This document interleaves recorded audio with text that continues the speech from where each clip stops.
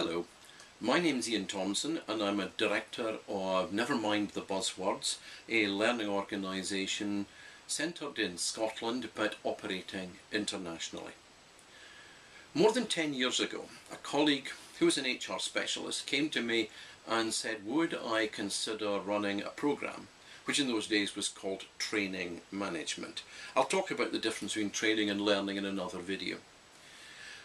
And I said, well, what is my expertise that would allow me to stand in front of a group and tell them that I was more expert? And he said to me, you have been delivering learning into different organisations. How often have you met a professional within the training department, somebody who really understands what's going on, someone who has done good analysis, someone who's very clear about what the needs are of the business? And thinking about that, I had to admit that on most occasions I would seek to bypass the training department and speak directly with the operational managers to find out from them what their real issues are, and so that I could try and create some meaningful solutions, something that would add value to their business. So thinking about that and the fact that I hadn't met many people in the learning function that seemed to be effective, for the last 10 years I have been delivering programs called Chief Learning Officer, Learning Management and Learning Facilitator. And my purpose has been to encourage people to be in the learning function and to be learning professionals. That means they need to have the knowledge and skills and behaviours that go with being a learning professional. So the question is, what is a learning professional? Well, I think the world has changed markedly in terms of the need for learning. In my young day, we did some learning, we did a job, and we earned some money. Today, I think we spend more and more of our time, the majority of their time, in handling change. And change requires two things. It requires learning and it requires leadership. And I think that if we concentrate on the learning aspect, we can ask the operational managers to work on their leadership of people through the process of change. So a learning professional, I think, has got to be able to bring together the hard skills, the experience of working in an organisation, and combine that with the psychology of change, both at an individual and an organisational level. I think the learning professional has to be able to do at least three things. I think they need to be a business consultant. I think they need to be able to talk with managers, whether it be an operational manager with a performance issue or a chief executive with a strategic change. I think they need to understand what is happening in the organisation, what the drivers are for change, and how they can influence individuals through that process of change by providing suitable learning opportunities and ensuring that they are properly supported through the process. I think they need to be solution designers. I think we really need to be expert in creating solutions. Now that doesn't mean to say that I have to have all the knowledge, skills and behaviours that go with any particular part of the business, but I need to be able to analyse those out and understand precisely what the changes are that are required and how we make those changes. And the third part is relationship management. So relationship management is making sure that we can build rapport with people in the business, call them clients if you will, understand the issues, tease out from them what is really happening in their part of the organisation, and that requires that we build trust and understanding with those individuals and with their departments and with people in their departments.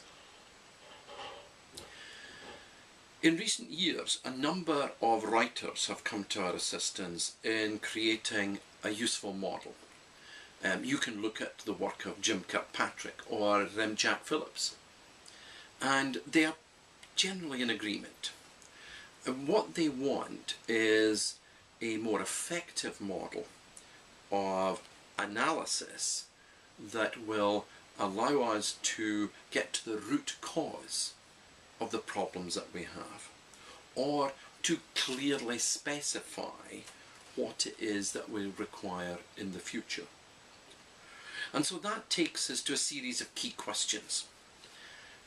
As a consultant, we could sit with our client, whether it be at an operational or at a strategic level, and say, what is the real performance issue that needs resolved? What is it that is going on that is causing you concern, or that needs to change in the future?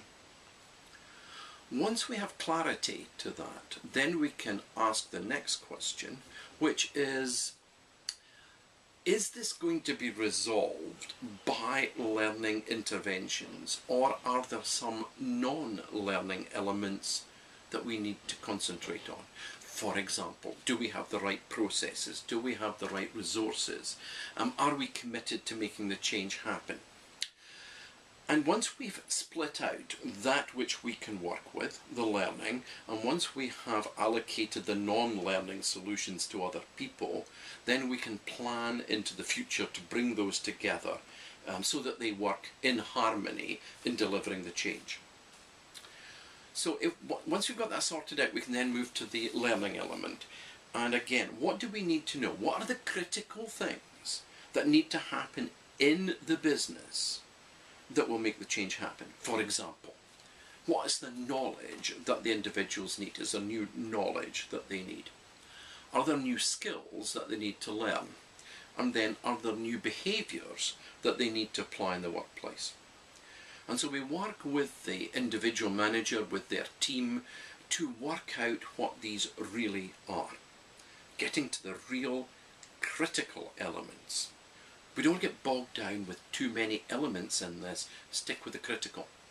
Once we know what these critical elements are, then we can bring clarity to that question of the manager. What do you now expect in the future? They know what they want as an outcome.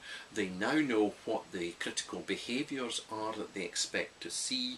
So it should now be relatively easy to have an evaluation process that says we all together know what's expected of us, whether it be the manager, the learners, and of course us as learning professionals. And we can take that on to the other designers and facilitators to make sure that they concentrate on what's required. This takes us away a lot of the time from measuring return on investment, that financial measure which is often very difficult to define.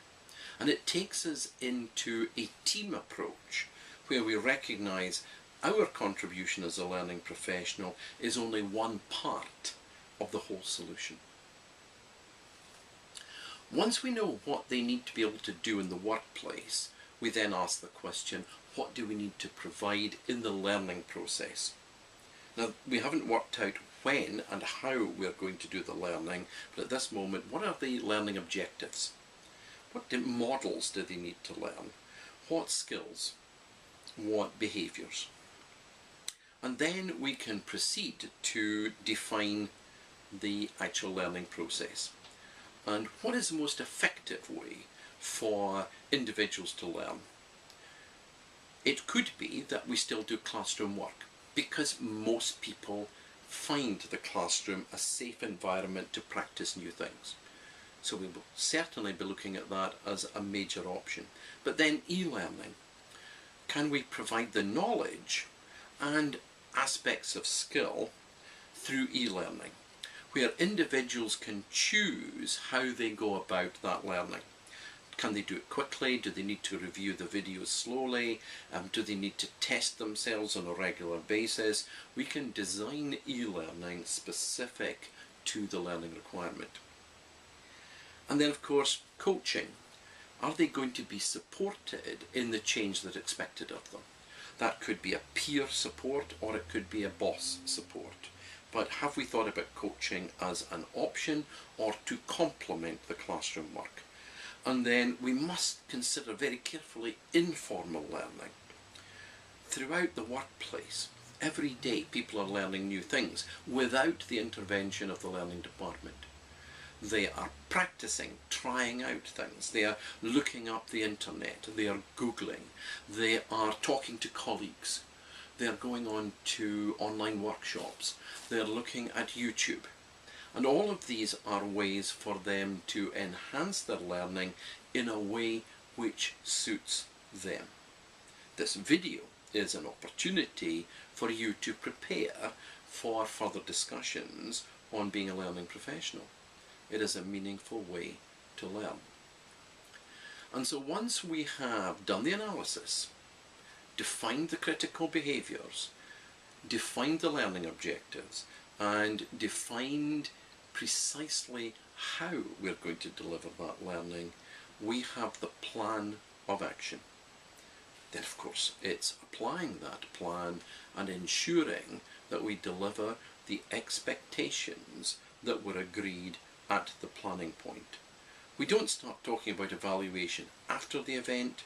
We have the evaluation model before we apply the learning, and then we can measure it not as learning professionals but as the team enjoying success. The managers, the learners, the learning providers and ourselves.